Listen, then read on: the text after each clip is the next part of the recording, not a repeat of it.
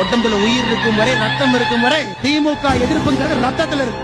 இந்த மனிதரை பற்றி தெரிந்த பிறகு உங்கள் பார்வையே மாறலாம். பல ஆதரவாளர்களின் பார்வையில் இந்திய வரலாற்றின் பல மகத்தான தலைவர்களின் சிறந்த குணநலன்கள் அவரை நினைவூட்டுகின்றன. அவர் எப்படி என்றால், சத்ரபதி சிவாஜி மகாராஜை போல தர்மத்திற்காக எந்த சக்தியையும் எதிர்கொள்ளும் அசைக்க முடியாத துணிவு, வீரபாண்டிய கட்டபொம்மனை போல அடக்குமுறைக்கு ஒருபோதும் தலைகுனியாத வீரம், சுவாமி விவேகானந்தரை போல ஒரு தலைமுறையையே விழித்தெழச் செய்யும் சிந்தனை, சர்தார் வல்லபாய் பட்டேலை போல தேசத்தை ஒன்றிணைக்கும் இரும்பு மன உறுதி, டாக்டர் B.R. அம்பேத்கரை போல